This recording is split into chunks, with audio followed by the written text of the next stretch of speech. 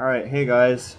This is my Watch Dogs sequel idea, and everything I have scripted to reflect how I think the next game in the series should go. And I will be going over each little category and giving a basic description of what each category is, and hopefully with it all put together nicely we can kind of scrap together a almost mock real game description of the entire game and all you can do in it and stuff like that. Anyway, Watch Dogs Jackpot is the sequel to the original Watch Dogs game. It's set in Las Vegas as CTOS 2.0 has gone global. A run-of-the-muck, low-life gambler with a knack for winning big by exploiting CTOS to cheat in casinos gets him in trouble with the mob. They attempt to go after his family, but DedSec gets to him before the mob can kill him. Desiring only money and fame, he gets recruited by DedSec as one of their heavy hitters, listed to do jobs for cash and hurt Bloom and the organized criminals that control Vegas. William Davis, a troubled 24-year-old gambling prodigy and an incredible marksman, is prepared to take up a new mantle after years of helping DedSec regain its footing after the misfortune of being unable to control CTOS from the inside and compromising Bloom. The damaged Charlotte Gardner is causing it to be exposed. William takes up the mantle of the Redeemer, aka the Wolf, and acts as a fixer, doing jobs to help DedSec look good and Bloom look awful. He stumbles upon some information that will cripple Bloom if it gets out after hacking the CTOS mainframe in a giant attack on Bloom's CTOS control in Las Vegas. He discovers some hidden, terrible secrets about Bloom and is able to connect the dots on the blackmail released worldwide on everyone in Chicago so many years ago. Now that he has incriminating evidence against Bloom and the master control over CTOS in Vegas, he will attempt to rid the city of crime, cripple Bloom, and gain a massive amount of cash all in the process. Features of this game. So the features of this game will expand on hackable environments, improvements to the monetary system and what you can buy, more ways to cheat while gambling, hacking slot machines, hacking street traffic, remotely shutting down someone's vehicle and implanting viruses in the buildings such as restaurants, hotels, apartment complexes to extract massive funds from everyone in those vicinities via Wi-Fi. Over time, the money will accumulate, similar to Assassin's Creed, where when you would buy a certain area like a bank or something, it would increase the city's income, and you would get the money that from each establishment as you would build your empire and like fix up all those old places, and you'd get money every time you buy an establishment. So this works similar to that. Hacking an ATM to gain all the money in the machine, or cluttering radio chatter with false signals to throw off police. You'll be able to black out small areas or program an EMP to take down the whole city for a short time. You can hack your way into shutting people out from accessing CTOS while it remains accessible to you. You can burst fire hydrants, manhole covers, or trigger automatic sprinkler systems to distract enemies. With a vastly updated multiplayer experience, you could be fluidly matched with players at complete random and find yourself taking on a Bloom CTOS command center with strangers interested in a common goal, which is putting Bloom in the dirt and getting paid for it. Free roam is vastly updated with explodable cars and other environments, hackable casinos, gambling games for 2 or more players, gang hideouts, map events, special events that reward the player with a new article of customizable clothing for their online customizable character. Shops, businesses, and restaurants are vastly filled with various and numerous products similar to that of GTA. Taking on Bloom CTOS mainframes and stealing data, money, or other things via hacking skill alone will award your crew of hackers that you create.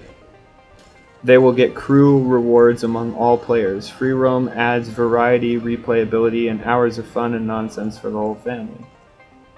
With a critically acclaimed story and diverse online multiplayer experience, this game will break the crown its predecessor stood on and become one of the most memorable and credible stories of the video game industry. Next section is called Gameplay Mechanics. The hacking mini-games and online modes were shy of reason to really play.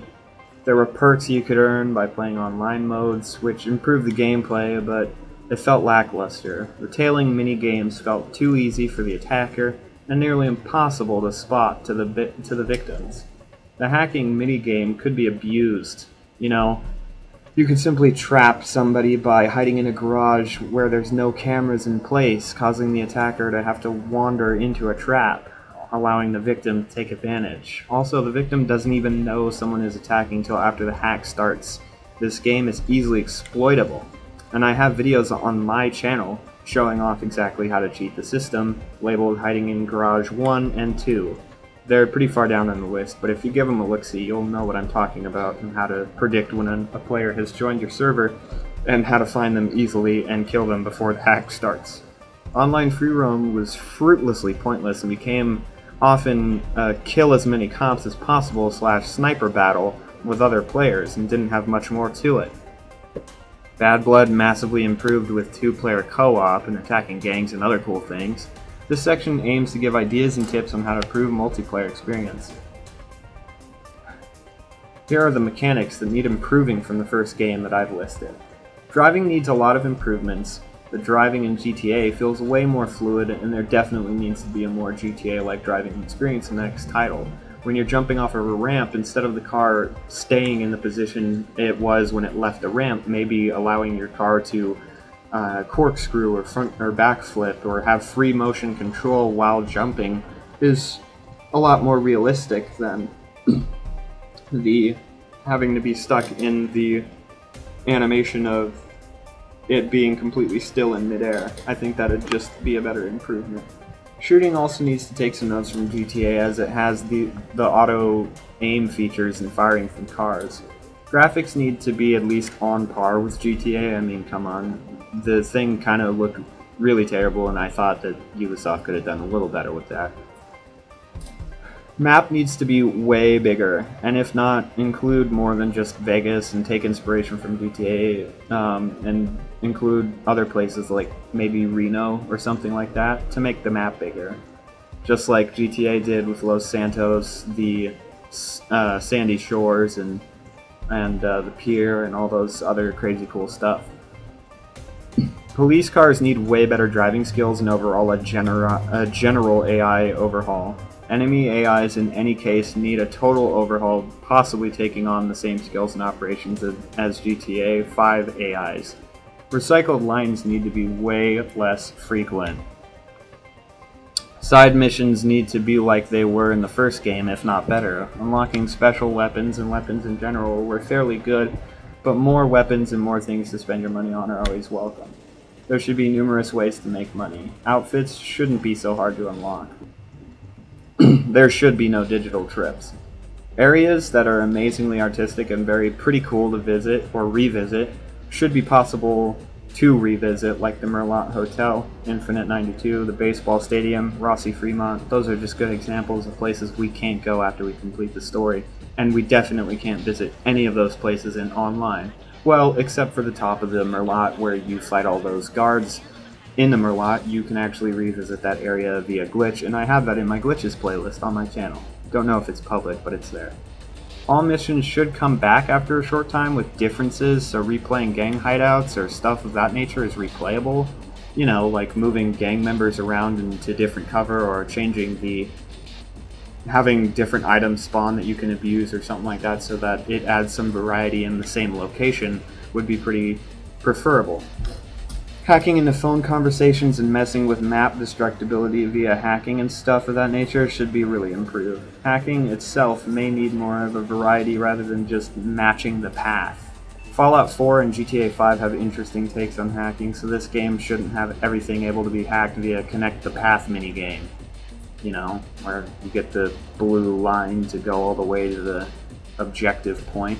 Having other versions of hacking would be better.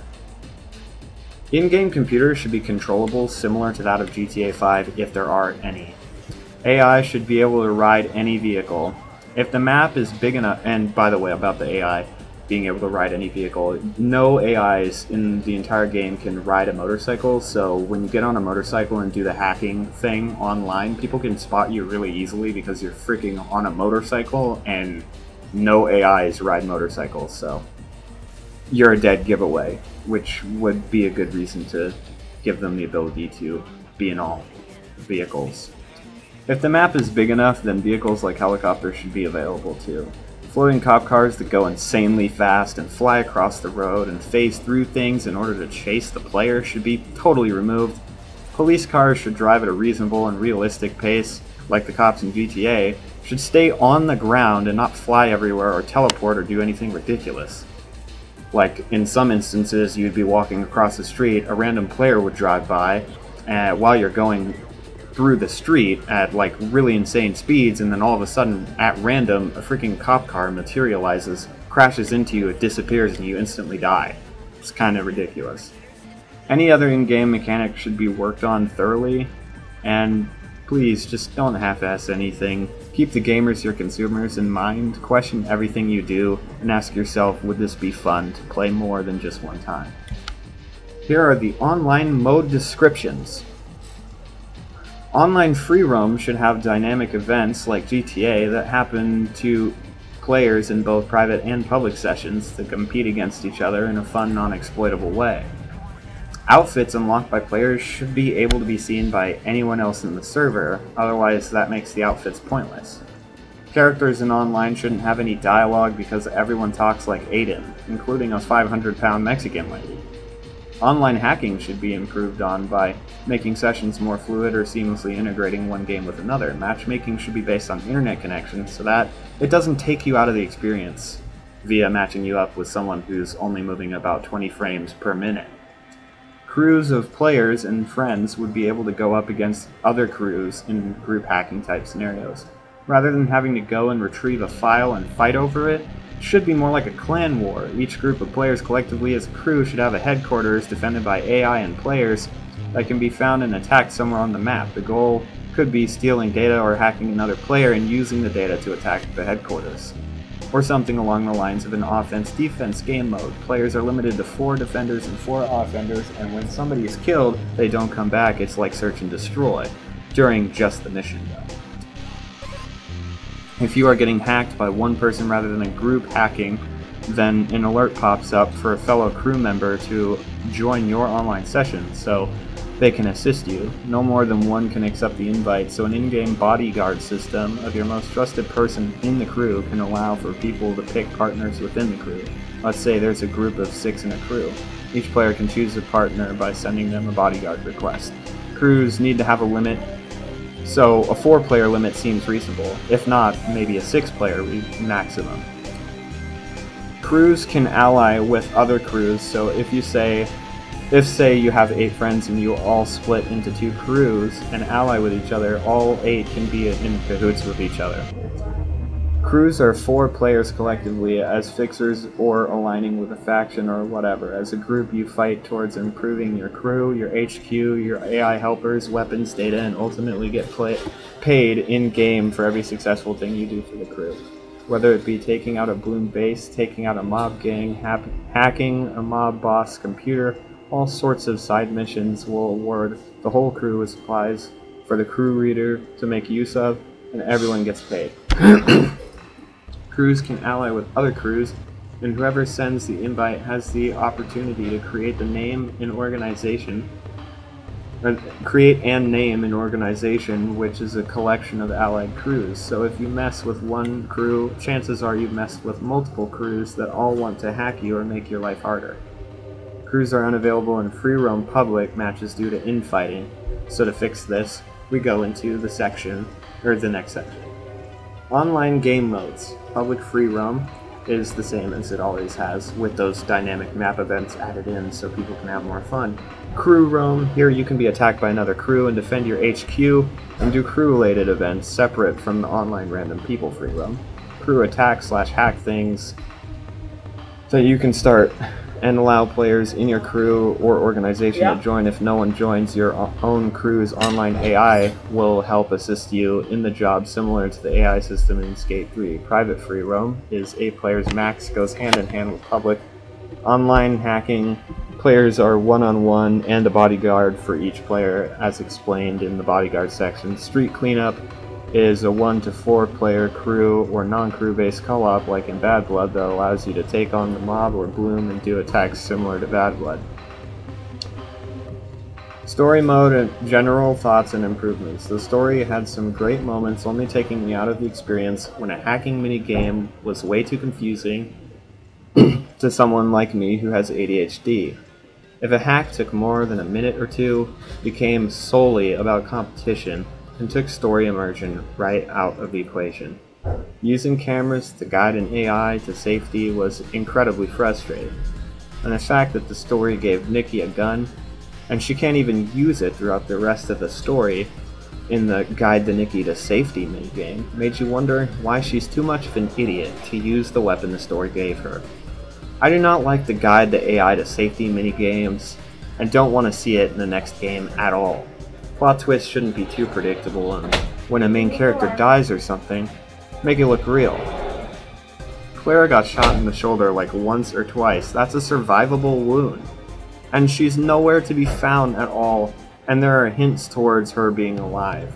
If the character is intended to die, kill them off in a way that makes sense, and don't give anybody the ability to elude that they could possibly still have survived. People will do that anyway, but the less evidence the better. Advanced Warfare definitely didn't make this mistake. In killing Chris, we see in the next mission Chris's corpse and even attend his funeral. The game practically pounds you over the head with the fact that he's dead and there's no chance of him ever being alive. It'd be nice to see more job-related or mob-related stuff, and more characters like Lucky Quinn that are well explained and thoroughly referenced to.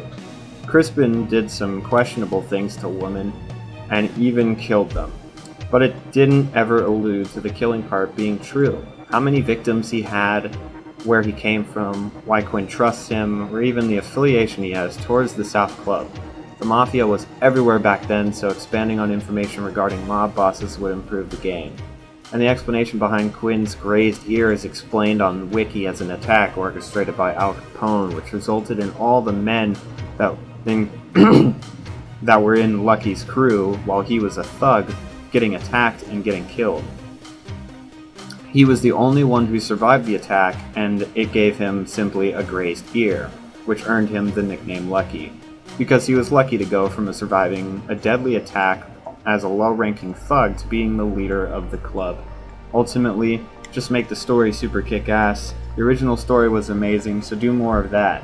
In E3 of the year prior to the game's release, a character named D'Angelo was introduced as an important aspect of the game. Aiden guns him down after catching him, and the whole scene made the game look pretty incredible as a standalone new genre of the game. Neither the character or the scene are ever mentioned other than remnants in one of the minigames. There needs to be more sequences like that because characters such as those could greatly benefit from scenes like that. Aiden came across as an Arrow or Batman type character who was taking out the mob by working up a food chain and crippling them for some unknown reason. If this next game truly wants to make a vigilante type character, there have to be more scenes of the character looking like a badass. Take inspiration from Arrow, a truly good vigilante story. Lastly, don't make it a choice game. There are plenty of those on the market already, and choices in the game don't add to the story in a significant way. The city does react, though, when you do bad things, such as similar to that of Arrow Season 1, where people only view him as a killer, and 2, he stops killing and they see him in a different light. But in Season 3, he becomes something, and people hate him again. Seeing as civilians go back and forth between liking and hating the character is great and all, but making this a choice game and having that be in there doesn't really add to the story at all. If you do, this is good that people give realistic responses to your actions, but building a character and giving him a specific personality trait would be better than a static character that is built around a choice system that's barely even noticeable other than reading news or repeating newscasts describing citizens' pleasure or disappointment with the character. Best keep this a story that goes a certain way. However, a choice game done right, like the very first Infamous or the Fallout genre, or even Force Unleashed, could improve on the story and make it even better. But don't put karma into the game if it could be just as good without it.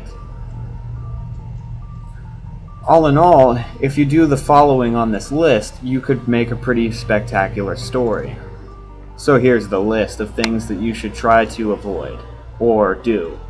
Kill off characters in a sensible manner. Don't kill characters just for the sake of making someone feel something. Make it actually meaningful and worth it to have in the story. Don't put mechanics in the game if they are unused or unneeded to make a truly good story. Don't add mini-games that rely on a questionably programmed AI sneaking past enemies to safety. Let the player clear the enemies out, such as the Jackson scene, where Aiden goes to rescue Jackson and has to kill all the guards. He's clearing them out. This makes more sense than the guide Nikki to safety by having her run past a bunch of armed units that could easily just be taken out if Aiden were to, I don't know, simply walk around the building, come at them from the front, kill them all, and then open the door and let Nikki out and then drive away. Gotta be much more simple. Anyway, add some variety to minigames and mechanics used in the story, but not at the expense of the story flow. Be unpredictable. Make sure the story has a lot of replayability, because if it's good, we may want to play it a second time, without getting rid of all of our weapons and outfits we like to use in online mode. Starting a new story after unlocking the Destroyer Sniper Rifle for online and getting bored shouldn't cost you the Destroyer Sniper Rifle, so you have to re-earn it again. Kind of a little bit annoying. In conclusion, Ubisoft made a very entertaining first game and it has much room for improvement. If you heed mine and other YouTubers' advice on what to improve on in a possible sequel, you can make a truly good second game. That's all I have to say about Watch Dogs for now. I hope you enjoyed the video, and I hope I didn't stumble or interrupt my flow of conversation at all too much, because I was really trying to avoid that. I wrote this all down as a Word document, so I might have had a little trouble on some of the things I was reading. This is totally scripted, and I just wanted to get this idea out there because I worked really hard on it, and I think that it would be definitely cool to see a Watch Dogs sequel.